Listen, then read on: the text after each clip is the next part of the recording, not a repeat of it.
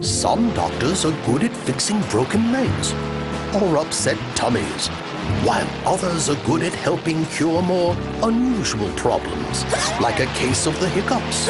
Of course, it helps to be a doctor with a magic touch. As you can see, Miss Scary, I've got a terrible case of the hiccups. Well, I know just the cure for that. Ah! Boy, I can't even scare him out of you. This is a job for the hiccup doctor.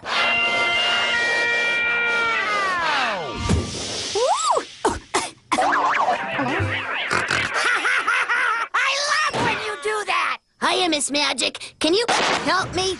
What seems to be the problem? I have a bad case of the hiccups. Aye, you've come to the right place. As a hiccupologist, I'm trying to cure even the worst case of hiccups. Bibbledy beeps and bibbledy bops. Bring an end to your silly hiccups. Isn't it amazing?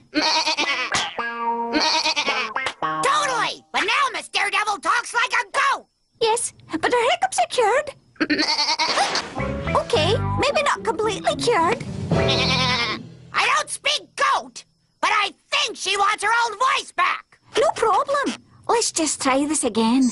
Bibbidi-tat and bibbidi-tat, give the gold girl her voice back. Ta-da! Okay, now that is scary.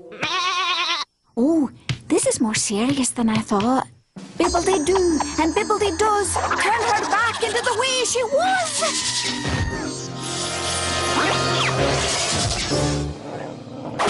Whoa, Nellie! This is great! Hey, my hiccups are gone. You did it. Thanks, Miss Magic. Sometimes my magic surprises even me. Ooh. Ta-da! Ooh. That was fantastically frightening! I love it! Uh-oh. Should I call Miss Magic back? Nah, I have a better idea. Help me carry this thing over